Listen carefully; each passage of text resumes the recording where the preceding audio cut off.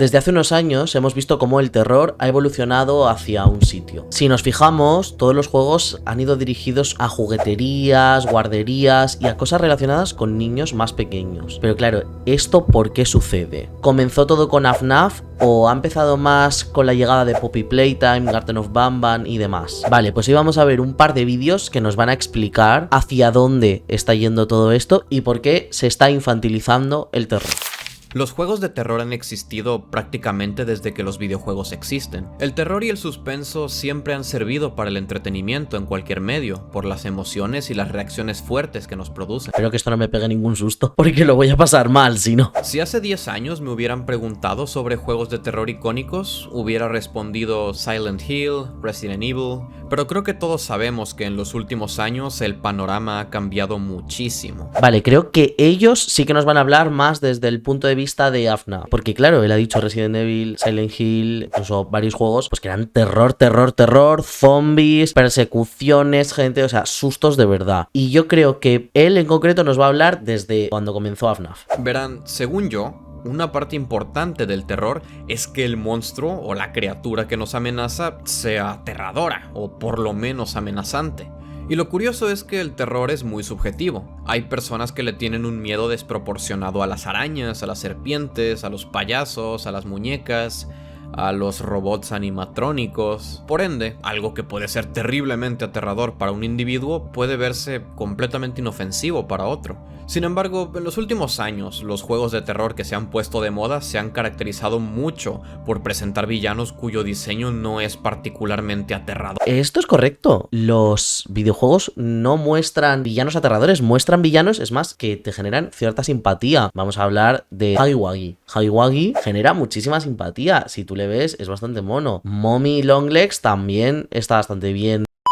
Uy, qué raro queda eso. Mommy Longlegs también genera bastante simpatía, es más, son juguetes de niños, por eso generan esa simpatía. Los de FNAF, más de lo mismo, es como un poco todo. También dentro de Garten of Banban, los propios muñecos, Banban y toda esta gente, menos la araña, generan también sensaciones como buenas hacia ti, porque tú los ves y son muñecos divertidos, no son muñecos que den miedo, no son zombies, no son, yo qué sé, gente ensangrentada, no son ese tipo de cosas. Para el público general, sino lo contrario. Son diseños bastante infantiles, coloridos y agradables a la vista. Correcto, es una estética bastante chula. La estética es impresionante dentro de estos juegos. Como ya dije, el terror es subjetivo, pero es muy curioso ver que desde la salida de Five Nights at Freddy's en 2014... va a afirmar que es desde FNAF. Yo a lo mejor diría incluso un poco más adelante, porque FNAF fue como uno entre un millón, pero vamos a ver qué opina él. El terror en los videojuegos populares pasó de esto a esto, y que esta clase de juegos que siempre involucran sangre, muerte, tragedia y temas controversiales, ahora parecen tener como público objetivo a niños pequeños. Total, además siempre se dice que, por ejemplo, en juegos como Poppy Playtime o Garten of Banban solo lo juegan niños pequeños. Yo pienso que no. Yo no soy un niño pequeño y he jugado a ello y me ha gustado, y Poppy Playtime me gusta, por ejemplo. Pero sí que es verdad que la gente como que dice ese tipo de cosas, y en la gran mayoría de las ocasiones, por ejemplo en Garten of Banban, es cierto.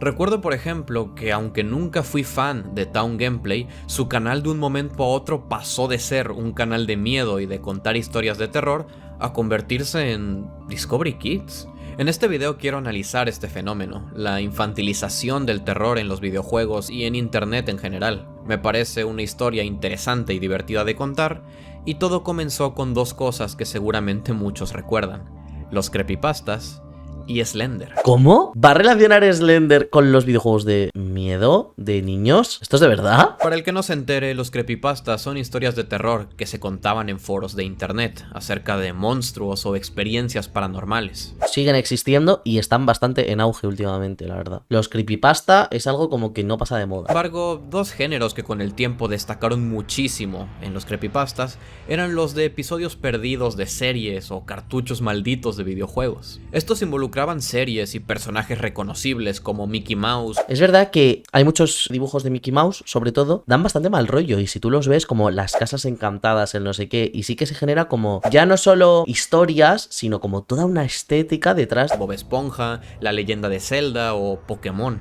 ¿Cómo haces de Pokémon un juego de miedo, tío? No, eso lo quiero buscar luego. Las historias seguían más o menos la misma trama. Una persona compraba, robaba o se encontraba con un cartucho, disco o cinta que contenía un episodio o videojuego que parecía estar maldito, y de alguna manera el contenido dentro de este se intentaba comunicar con esa persona. De hecho, se me ocurren varias películas basadas en ese tipo de cosas. O sea, creo que la de Ring es de ese estilo, VHS creo que también es de ese estilo. A día de hoy se siguen haciendo películas basadas en este tipo de historias que son creepypasta. Y la persona, después de investigar un poco, se encontraba con que ese objeto había estado relacionado con algún incidente horrible. De ahí salieron Suicide Mouse, Red Mist, la canción de Pueblo Lavanda y Ben Drowned, por poner ejemplos populares. Y oye, para las pocas cosas interesantes que habían en internet en ese entonces era buen contenido.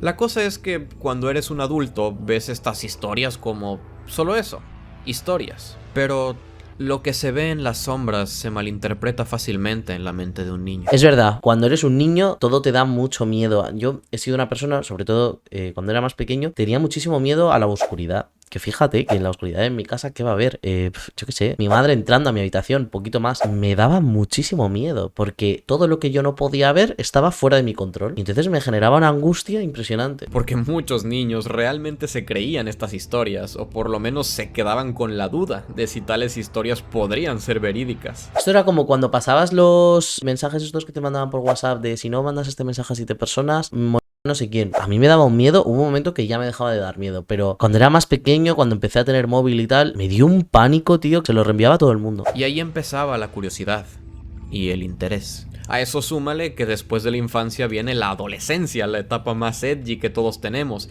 y el interés por esta clase de cosas obviamente aumentaba. Tengo la teoría de que fue exactamente así como el fandom del fenómeno creepypasta, campeón del terror en internet, se vio totalmente infestado de niños.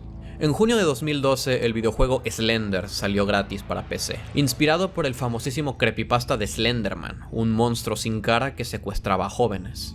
Al ser un videojuego indie de bajo presupuesto y que no ofrecía mucho contenido, podría haber pasado sin pena ni gloria como muchos otros. Estoy asustado de que me den un susto, tío. Pero se volvió un rotundo éxito mundial gracias a los youtubers.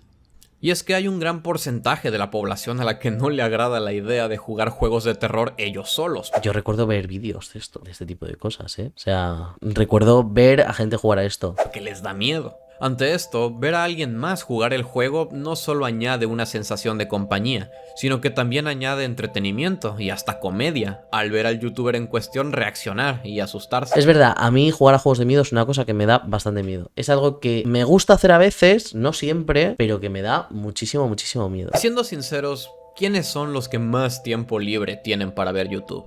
¿Quiénes ya conformaban una buena parte de la comunidad creepypasta? ¿Quiénes son los que encontraban más entretenido ver a un güey gritar de susto jugando un juego? Es que hemos estado chronically online. Yo he sido la generación de las primeras que ha tenido como acceso a internet, ha sabido controlarlo. Yo soy del 2002, ¿eh? Y es que hemos estado crónicamente online. Veíamos todo este tipo de cosas. Pero los niños siempre nos sobrepasarán en número en este lado del internet. Como ya dije, son los que más tiempo libre tienen para ver YouTube. Ahora, volviendo a lo anterior, sabes que algo es exitoso cuando todo mundo intenta copiarlo. Después de la salida de Slender, parecía que todos los juegos indie de terror seguían su misma fórmula. Caminar en la oscuridad sin nada con que defenderte, buscar objetos... Hablaremos sobre esto, pero a día de hoy esto se sigue haciendo. Cuando funciona una estrategia, al final todo el mundo la copia. Y lo veremos en próximos vídeos, pero es que se continúa haciendo este tipo de cosas. Monstruo te persigue. Algunos eran bastante buenos para hacer juegos independientes. Y otros no tanto. Y alrededor de 2013 apareció una de las peores cosas que le han pasado a este mundo. Sonic.exe. Un juego de, entre comillas, terror, en el que lo único que haces es caminar y... sangre de Mortal Kombat, qué miedo. El monstruo que nos persigue es un Sonic que tiene los ojos negros y que llora sangre. Aterrador. Se supone que esta cosa, que en realidad se llama X, es un demonio inmortal de otra dimensión que planea esclavizar a la humanidad, y de ahí su famosa frase de "soy Dios". Hay gente que se queja de que la historia de Five Nights at Freddy's es demasiado compleja y confusa, pero la prefiero 1000 veces antes que a esta porquería edgy sin gracia. Solo un niño podría sentir miedo con esto, y ese es el punto. Sonic.exe fue un rotundo éxito que no me alcanzan las palabras para describir, y un claro ejemplo de que no hace falta ni esforzarse si tu público objetivo son niños. Los Ya. niños pueden encontrar entretenimiento o terror en literalmente cualquier cosa. Un intento vergonzoso de historia de terror con clichés, cosas edgys y un villano patético. Antes de eso, era alabado como una obra maestra y una historia muy aterradora.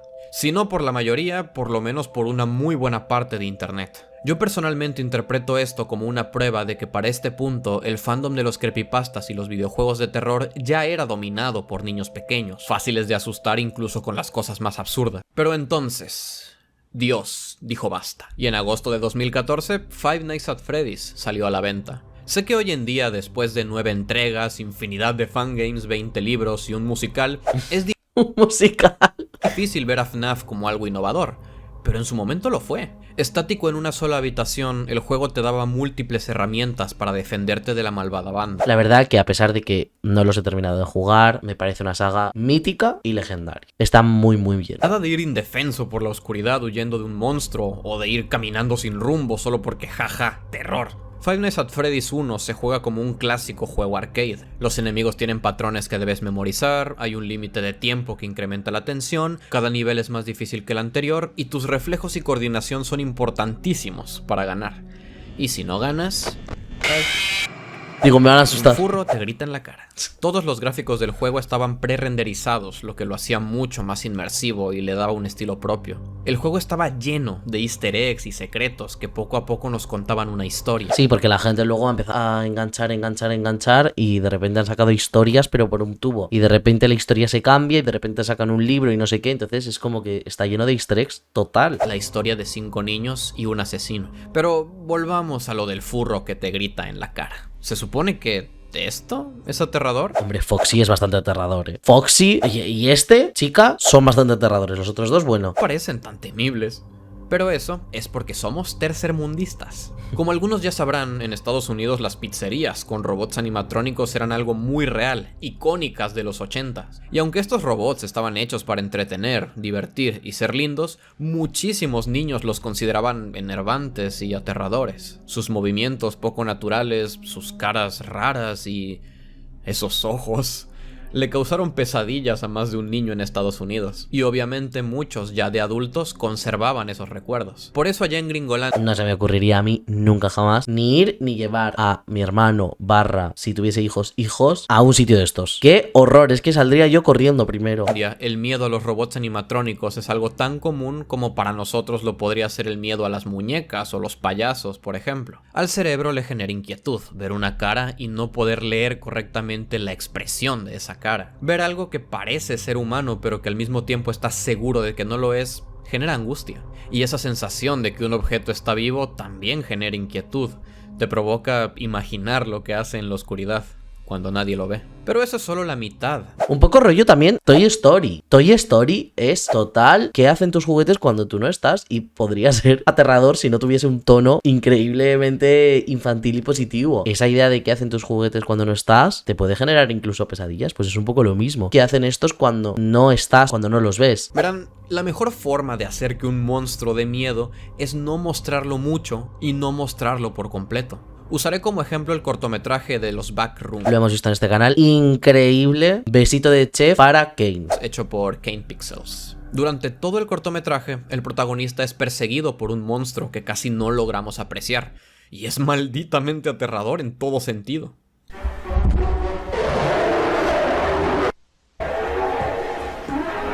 Total. Pero casi al final logramos apreciarlo mucho mejor y detenidamente. Y no da tanto miedo. Es tan delgado que con un palo podrías romperle ambas piernas, creo yo. El monstruo realmente da más miedo cuando no lo has visto del todo. Y hoy en día todos sabemos que estos son Freddy, Bonnie, Chica y Foxy. Pero eso es un poco en general en la vida. Todo lo que no ves da miedo. Todo lo que tú no ves o vives da muchísimo miedo. Qué filosófico, ¿no? De repente hemos entrado en un punto de filosofía. Pero es verdad, todo ese tipo de cosas dan muchísimo pánico. Pero al jugar Five Nights at Freddy's por primera vez solo puedes verlos en la oscuridad. A veces solo puedes ver sus ojos. Y a veces solo puedes escucharlos.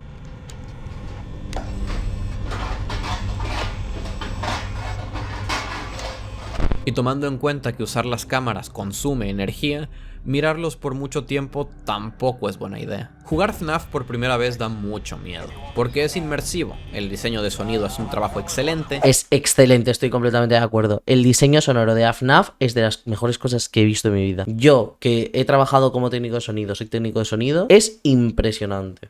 Pero sobre todo porque no sabes lo que te espera. ¡Qué susto! Sí, gilipollas. ¡Qué susto me he llevado! Y no estoy ni jugando, tío. Pero solo es aterrador la primera vez que lo juegas. Al terminar las 6 noches, el juego te muestra imágenes de cómo se ven los personajes cuando no están intentando matarte. Y una vez que entiendes bien cómo funciona el juego, los jumpscares ya no te sorprenden. Será a ti, majo. No me pongas más jumpscares, porque a mí sí que me asustan. Para. Vale. Como pasó con Slender, el éxito de FNAF motivó a muchos desarrolladores independientes a crear juegos similares, algunos porque realmente se sintieron inspirados. Pero estos son las copias, ¿vale? Es que tendremos que hablar de esto otro día, pero es que hay un montón de copias que actualmente copian, por ejemplo, a Poppy Playtime. Poppy Playtime es de los videojuegos más copiados que hay a día de hoy. Y otros porque querían colgarse fácilmente del éxito de FNAF. Pero entonces salió Five Nights at Freddy's 2, que añadió más personajes coloridos, más easter eggs y pistas ocultas sobre la historia, y después salió el 3. Y el 4. Algo que siempre se dice como dentro del mundo como de los negocios y demás es que da igual la competencia que tú tengas porque tú tienes la idea original. Cómo tú le das forma a esa idea original y cómo vas haciendo que evolucione es que hace que nadie pueda prever el siguiente paso que tú vas a dar y hace que se vuelva único. Y eso yo creo que pasa con FNAF y con Poppy un poco. Aunque tenga competidores, aunque tenga gente a su alrededor que tal, ellos son únicos. Ellos saben por qué camino tienen que ir, le van dando cada vez más forma y nadie los puede copiar. Y lo que te digo, con FNAF pasó lo mismo. Nadie puede copiar esta historia. Fueron éxitos rotundos. Los más grandes youtubers de videojuegos subían gameplays de FNAF apenas salían y también se viralizaban por montón los videos tratando de descifrar y explicar la historia del juego. Sí, pero a día de hoy sigue pasando. A día de hoy siguen viralizándose los vídeos donde averiguas la historia. De los vídeos que yo tengo en mi canal, la mayoría que tengo virales son de FNAF y de cosas de descifrar cosas y tal. Es increíble como a día de hoy siguen funcionando igual de bien. Y salieron hace muchísimos años estos juegos. Cientos de miles de likes y decenas de millones de visitas. Montones de mercancía, El canal de J, ¿cuántos suscriptores tiene? 2 millones de suscriptores, no lo sé, pero muchísimos millones de suscriptores. Es impresionante. Y él se dedica íntegramente a hacer teorías de juegos. Más concretamente de FNAF. Luches, figuras, ropa. Recuerdo ir a las tiendas de Halloween en ese año y era todo Five Nights at Freddy's. Y muchos desarrolladores de videojuegos soñaban con lograr lo mismo que Scott. Así que empezaron a tratar de extraer de Five Nights at Freddy's la fórmula del éxito asegurado para un juego indie de terror. Y de ahí salió la fórmula que hemos visto replicada una y otra vez en los últimos años. Añadir terror a una temática infantil. El monstruo es un personaje colorido y bonito, del que puedes sacar mucha mercancía. Poner easter eggs y pistas ocultas sobre la historia del juego, que debe ser misteriosa e imposible de entender a la primera, y algo sobre un asesino y muertos que regresan a la vida como personajes animados. Uno de los primeros juegos en tratar de replicar esta fórmula, y que en mi opinión falló miserablemente, es un juego que probablemente muchos ni siquiera recuerden. Desde su concepción, Hello Neighbor fue creado para ser el próximo juego viral, y ni siquiera se esperaron a terminar el juego para hacer Hello Neighbor no lo he oído en mi vida, personalmente. eso. Su estrategia era la siguiente: lanzar pequeñas demos del juego para que los youtubers grandes lo jueguen y todo mundo hable de él,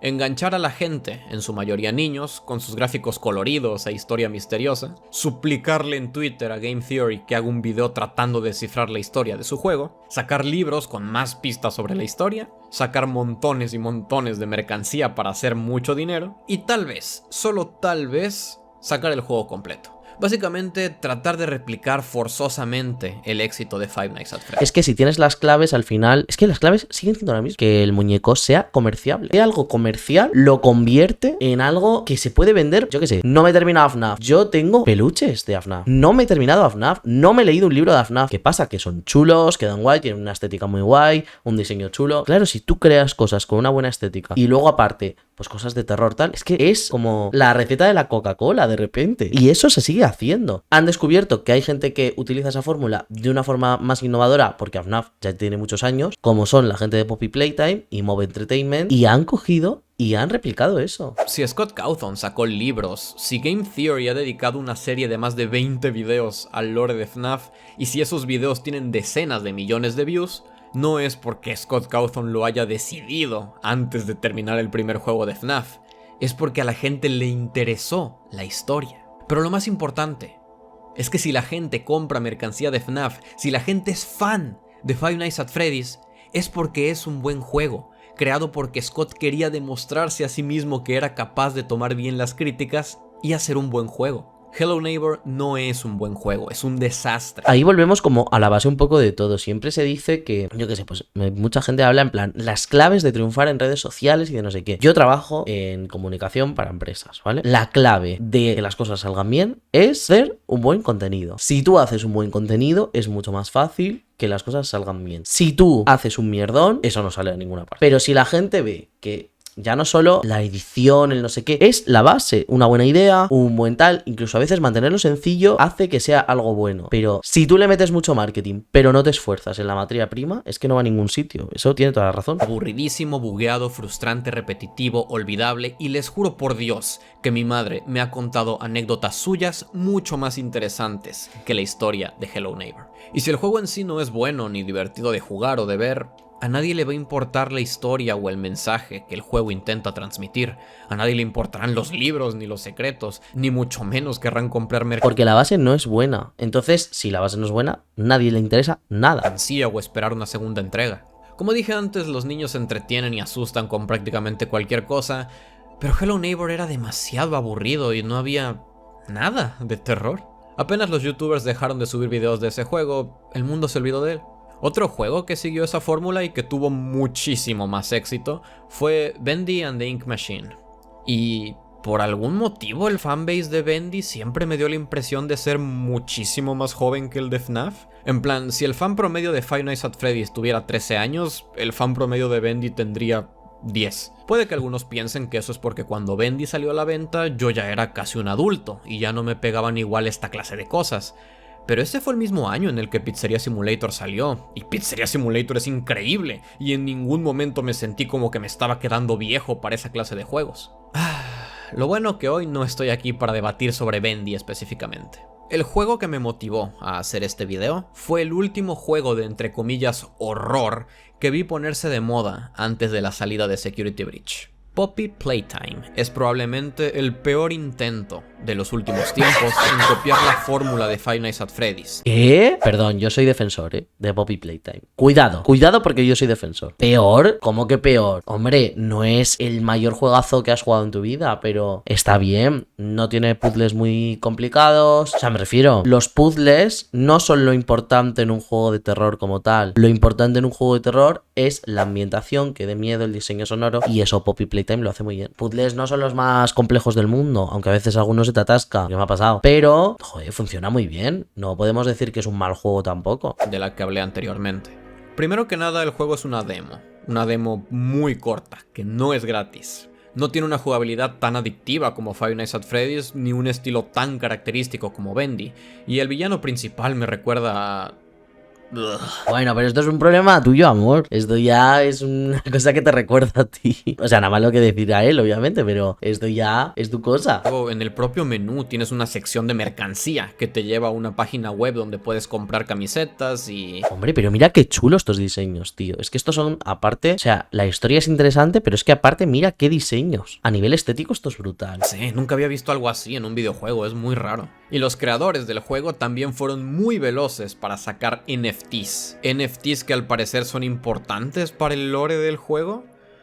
Muy pronto harán una colaboración con Willy Rex, probablemente. Sé que va a haber mucha gente mal timing, de que se va a enojar porque estoy hablando mal de un juego muy popular, pero yo lo percibo como un intento más de seguir la fórmula de FNAF y venderle productos fungibles y no fungibles a niños. Vale, entiendo que estás diciendo que es una copia más de FNAF. Es que, vamos a ver, aquí entramos en otro dilema. Todo está inventado ya. Pues a veces hay que coger fórmulas y seguirlas. No vamos a ser todos los que descubramos la receta de la Coca-Cola. No vamos a ser nosotros. Pues a veces hay que coger un patrón y hay que seguirlo. Pero es que la mayoría de creadores, en general, hacen eso. Y yo incluido. No creamos cosas distintas. Igual que en la música, igual que en el cine, igual que tal. Al final, todo está inspirado por todo. Entonces, a ver, que pienses que es a mala fe, puede ser, pero es que es muy difícil innovar dentro de este sector, bueno, de cualquier sector, o sea, es muy complicado. Entonces, yo creo que Poppy Playtime ha cogido esa fórmula y lo ha hecho un poquito distinto. Yo pienso que, por ejemplo, Garden of Batman sí que lo ha hecho única y exclusivamente para vender cosas y ya está. Entonces, ahí discrepo, fíjate. Ay, qué mierda de nombre. Solo da miedo si tienes 6 años. Es feo, plano, se ve bobo, su diseño es flojo. No tiene encanto alguno, pero pese a todo eso, los niños lo adoran. De un comentario que encontré en YouTube. Trabajo con niños y estoy cansada de la obsesión con FNAF, y en especial con Poppy Playtime. No puedo describir cómo se siente ver a niños de preescolar hablar todo el día sobre Huggy Wuggy, o ver niños de 5 años dibujando constantemente a una criatura de 6 metros con múltiples hileras de colmillos afilados. Me incomoda. Y aunque nunca me ha gustado esa mentalidad de el internet es peligroso para los niños, el fácil acceso a contenido violento que los niños sin supervisión tienen es realmente preocupante. Vale, me gusta este debate, me parece muy interesante este comentario de esta persona. Opino más o menos igual con el tema de la violencia. Y a lo mejor puede ser, fíjate, no lo había contemplado, que se esté camuflando violencia detrás de diseños monos y chulos, ¿no? Leí esto y de inmediato pensé, rayos, tiene razón. O sea, sí, en el comentario menciona a Five Nights at Freddy's, pero cuando FNAF salió yo tenía 14 años y aquí está hablando literalmente de niños de preescolar, de niños de 5 años. Y es a esos niños a quien parecen estar dirigidos esos juegos hoy en día, con la infantilización cada vez más y más exagerada, pero al mismo tiempo incluyendo temas grotescos que claramente no son aptos para niños. Pero después de escribir ese último párrafo en el guión, me di cuenta de que estaba teniendo una mentalidad muy boomer. Oh, en mis tiempos eso no pasaba. Esta generación está jodida. Y solo entonces, algo me golpeó. Tuve recuerdos de cuando yo era un niño y me gustaba dibujar a este personaje llamado Bloody. Él ocultaba su rostro y todo su cuerpo con una túnica roja. Solo podías ver sus 2 ojos brillar. Tenía garras y era muy alto, más alto que mis padres. El diseño no parece muy aterrador para un adulto, pero es un poco inquietante que un niño imaginara y le tuviera tanto afecto a un personaje como este. Y ahí todo cobró sentido para mí, todo empezó a verse menos extraño y menos dramático. A los niños simplemente les gustan los monstruos.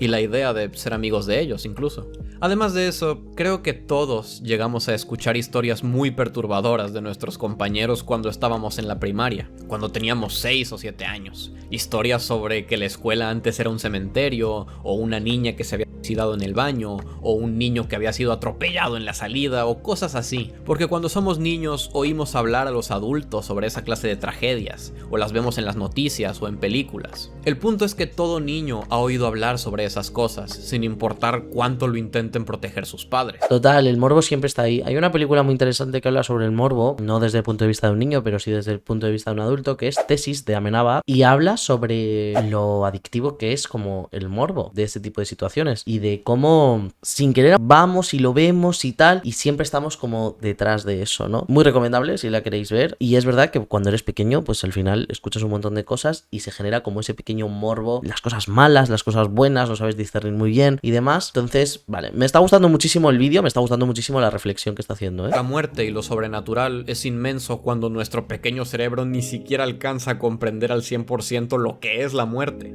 Eso solo lo hace más interesante y más misterioso, el no entenderlo. Y en base a todo eso, tiene todo el sentido del mundo que los juegos de terror hoy en día estén siendo dirigidos a niños pequeños. Son definitivamente los que más los disfrutarán, los que sentirán las emociones más fuertes. Aún así, que algo sea para niños no lo excusa automáticamente de ser criticado por ser genérico o por ser de mala calidad.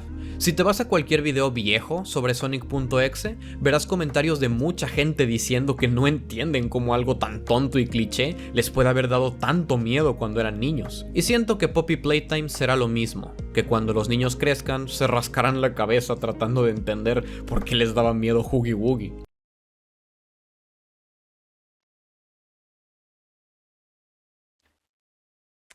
Bueno, Pero... no sé.